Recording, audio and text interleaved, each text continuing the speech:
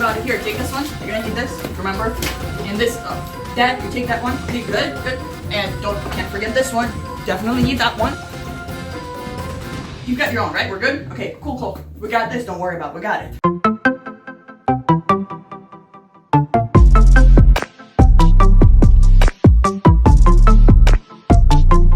Welcome back to my channel. My name is Maria and I gave birth about 9 months ago in the midst of a pandemic.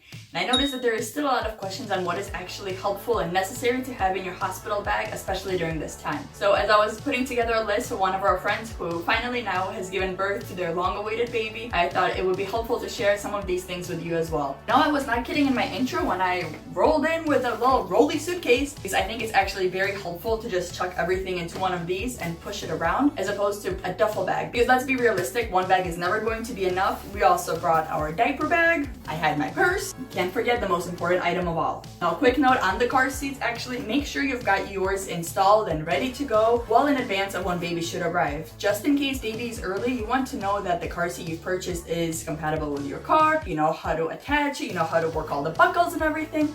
So make sure you've got this part ready and set to go before everything else. I will be talking about 4 different sections here and I'll timestamp them down below. Now I will be referring to the partner portion as dad's portion because that is my experience. It is my husband and the baby's dad who came with me, but I do understand that it may not always be the dad who comes. It could be your partner, your boyfriend, your wife, your significant other, your mom, your doula, whoever. And as far as I know, at this point, most hospitals are able to allow at least one support person to come with you, but in case you're not able to do that, I still recommend you checking out that section just so you know what items would be beneficial to have. And yes, do bring the sunglasses for yourself and for dad because I bet you it will be the one time that the sun shines through and you want to have a way to protect your eyes, especially if you're driving and the sun is blaring right in your face. I'm sure this will be the last thing on your mind, so pack it ahead of time. Now let's start with baby because that will actually be the easiest part for now. Like I said, can't forget the car seat. The hospital will not let you out without it. For clothing, I would recommend bringing several options. Specifically, something for the colder weather, and since I was giving birth in June, this was something that would keep her nice and warm. Something in case it's very hot, so a nice onesie, and a pair of pants so that we also had an in-between option. And I actually brought this kind of combination in newborn and 0 to 3 sizing because I wasn't sure how big she would be. If you think your baby is going to be on the small side, you may consider actually getting newborn and preemie clothing just to make sure baby isn't swimming in all that extra fabric when you're going home. And I do recommend actually putting baby in a hat just because it'll keep them nice and warm as they're still adjusting to regulating their temperature and they do lose the majority of their body heat through their head just like we do. So putting a nice hat on them, even if it's a thinner one, is definitely going to help.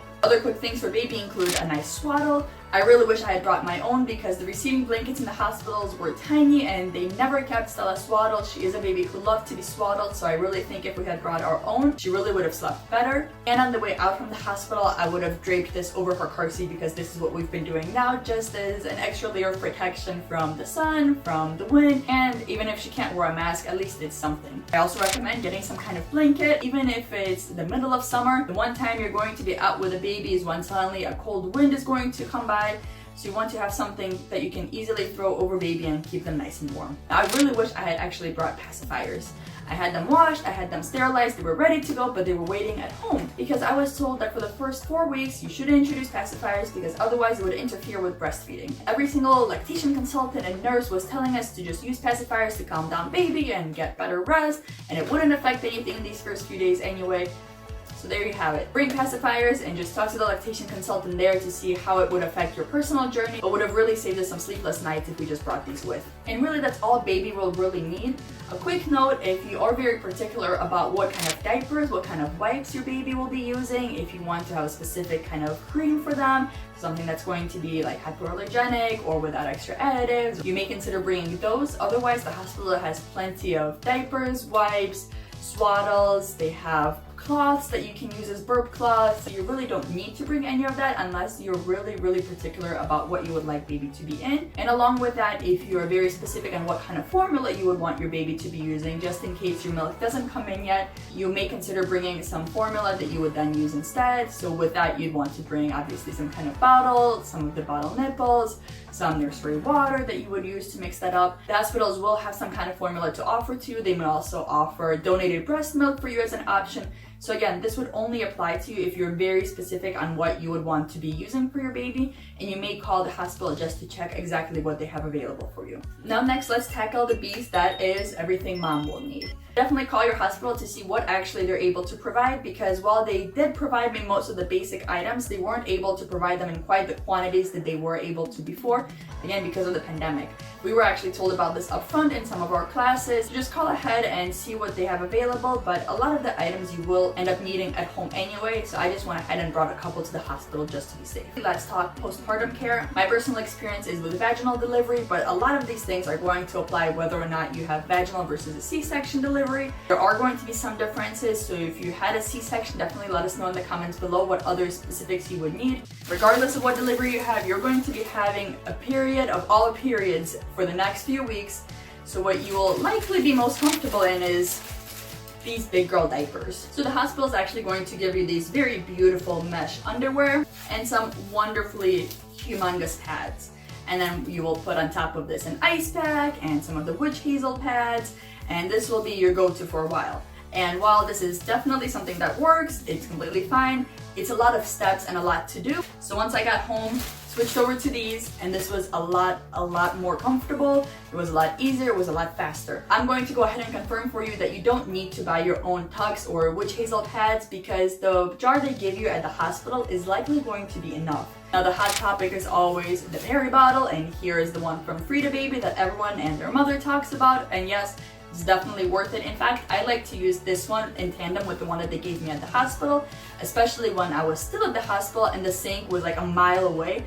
That way I was able to make sure that I had plenty of water, because there is a lot to be cleaning up the first few days. So definitely invest in one of these as well. I loved it. Everyone loves it. There's a reason it's got like a cult following. Now other things during your recovery, if your feet are not yet swollen at this state, you're either one of the lucky ones that hasn't and will not reach that state, or it's still coming for you. And if you're planning on getting an epidural, or you're going to end up asking for an epidural like I did despite not wanting one, or if you end up with a C-section, anything that requires fluids and medication, you're going to end up bloating and it all goes straight to your feet. If you still haven't invested in some compression socks, get like a cheap pair on Amazon. That's what I did. I actually had this little massager that came from a box my parents got me. I had this massager from my workout days that just rolls over your muscles nicely. I even had this kind of spiky ball to go over my ankles and my feet. And I was using any and all combinations of these anytime that I was awake, because I just could not fall asleep with how much pain my feet were in from being so swollen. I really recommend getting at least something that would help your feet in case they do get bloated. Now along with that, you will likely want to bring the biggest pair of shoes you've got. You might also want to use something like these kind of socks with little grips on them. The only reason I didn't use these exclusively is because going in and out of the bathroom, sometimes the floor was just completely wet. If they would have gotten wet, and it was just easier to have something like these slippers that I could slip on and off. As far as clothing, I really recommend making sure you have a nice, really soft robe that's not going to be too hot or too cold. So this is one that actually one of my coworkers had gotten for me. It's almost like a jersey material, so it was nice and cool but not too cold. And as far as clothes to have to go home in, I really recommend getting the most comfortable thing that you have, because regardless of whether you do a vaginal or a C-section delivery, you're not going to want a lot of pressure here. I brought my most comfortable, most flattering clothing. Yes, the largest pants I had, these were huge on me, they were falling down. I felt like I was wearing nothing, and that's exactly what I wanted to be doing. And same with my shirt. I brought one that was quite lightweight but still long sleeves, so I could be both warm and not too hot. And this one was a nursing shirt, so I was able to nurse or pump as needed. Other things you'll want is something like a hair wrapping towel, something that will keep your hair out of the way once you've taken a shower. You may also want some kind of headband to get your hair out of your face when you're washing it. And they have some kind of options to tie your hair back with, either a clip or a hair scrunchie or a couple, because one of them is going to get lost, and some kind of water bottle. So actually when I gave birth, it was still definitely the beginning of the pandemic, and we brought just an entire case of water, because one of the versions that I had was actually water that was filtered. I just couldn't stand the taste of it, so I had to have spring water.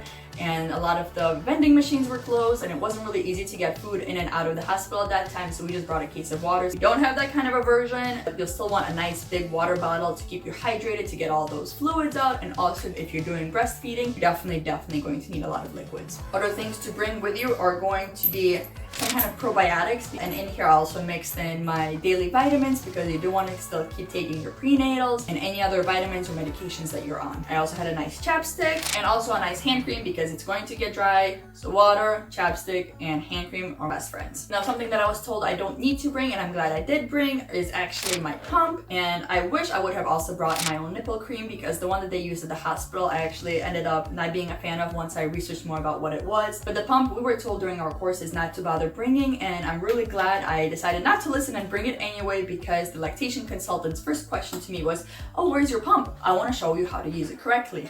And thank goodness I had it with me because this ended up being the only way that I was able to get milk to Stella. So I definitely recommend bringing your pump with you, even if you're planning to exclusively breastfeed. You never know. Just have the lactation consultant show you how to use it. That'll be very helpful. It may also help you get your milk to come in faster. Now, along with the pump, make sure you bring a bra that is going to be a nursing bra and a pump bra because again, you just never know which one's going to be more comfortable for you at this time. So this one is the one that I ended up preferring versus the ones that tie around and zip up.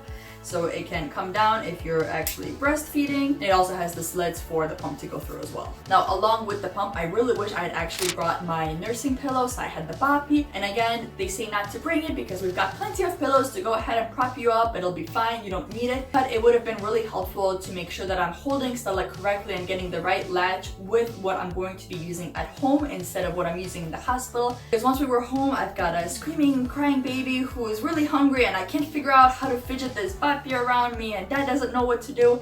And in the hospital, I had 2 or 3 professionals at any given time just trying to help me get her to latch on correctly. And obviously, I'll quickly breeze over this. You want a toiletries bag. I had just a bunch of minis that I collected from my time in Korea, and this is the best way for me to carry around all of the things I needed for my face so I could pick and choose what I was feeling like because I was getting very picky by the end of my pregnancy. Now, dads, let's quickly talk about what you will need. You will also need a toiletries bag. This is the one that my husband kept nice and organized from all of his work travels. We actually ended up bringing 2 toiletries bags. He had his own, I had my own, and when we needed to go to the bathroom, we just grabbed our own respectively, and it was a lot easier when each of us was trying to get some shut-eye in between. Now, dads, I'm going to task you with all the electronics because mom has plenty to think about at this point. So I'm sure you've heard of bringing an extra charging cable. We got these super long ones that are also bright red, so we had no option but to notice them when they were sprawled all around the rooms. We also brought these huge extension cables that are also multi-tap, so we could plug in multiple devices here because in the end we only had one outlet in the room that was available for us to use, so this was really helpful to make sure we were still charging everything and I was able to use my pump. We also brought an extra battery pack, and this one is great because it charges for a long time after you charge it, and it is also wireless, so we could just plop our phone on it and not have to worry about bringing extra chargers. I also do recommend bringing some kind of headphones will let you listen to music or block out the sound if you'd like. I'd also recommend getting entertainment to keep your mind off of what's going on, or especially if you're getting an epidural and you know that's the route you're going. This will help just the time pass along as you're waiting for the action to start. And dads, I'm also going to task you with bringing some snacks for yourself and the mom. But especially with COVID, I really recommend bringing something because the hospital food was 1, not that great, and 2, you were very timed on when you could order it and it could be delivered. And of course, we were starving at the moments when it was not available. If you're working on breastfeeding and your milk does come in, you're going to be very hungry all the time. Moms and dads, you're going to be hungry by association. So things that are a little bit healthier, still definitely nothing with a lot of sodium because again, the bloating for the mom, but obviously you will also want some kind of comfortable clothes to be in. So either it's a PJ or a tracksuit, whatever you're comfortable sleeping in. And I definitely cannot recommend enough bringing a blanket. Now, a pillow they will likely have for you, but a nice warm blanket is definitely going to be very helpful in making sure that you get some good night's rest. Also bring a sleeping mask for yourself, and maybe mom would also like one as well, so pack one for her. That way you're able to get some shut-eye when the nurses are coming in and out, in and out, in and out. But dads, also make sure you've both got your licenses, your insurance cards, and some place to write everything down. So we ended up doing 2 things. We had a baby tracker app and we started writing everything down in there. And I also had this book that I used from the beginning of my pregnancy. That way, even when they were asking random dates in the hospital, I had a way to refer back to it instead of having to scroll through my phone and find where I put that. And along with that, definitely have a pen because you're always going to be filling out some kind of paperwork. And especially with COVID, I would really just prefer to have my own pen. Now, speaking of COVID, here's what I would recommend you bring for COVID specifically. specifically. Obviously, you're going to be required to have a mask, so bring a lot more than you would think. I ended up bringing an entire bag, and I'm glad I did, because you take it off in the middle of the night for something, and then as the nurse comes in and you're rushing to put it on and falls off, and there's a puddle on the floor and now it's wet, or you were eating something that didn't smell so good, so now the entire mask reeks and it's making you nauseous. Bring options. You'll also obviously want some kind of hand sanitizer, and yes, there's going to be soap, there's going to be water, there's going to be hand sanitizer in the hospital, in your rooms. But when you're going in between rooms and you're filling out paperwork, when you're checking in and you're touching the elevator buttons, at this very, very susceptible time in your life, just bring extra hand sanitizer. You'll thank me later. And also bring some disinfecting wipes. Now I know the hospital is clean. What place could possibly be cleaner than a hospital? As clean as hospitals are, I'm sure you've seen at least one nurse or one doctor who is just extremely tired, lets down their guard, pulls down their mask, rubs their nose, and goes to touch something. Give yourself peace of mind again. Hand sanitizer, disinfecting wipes. Thank me later. So let me know in the comments below if there's anything you think I've left out. I would love to know. And I hope that if you're watching this in preparation for labor and delivery, it goes smoothly and you have a wonderful experience. And until next time, I hope you stay safe.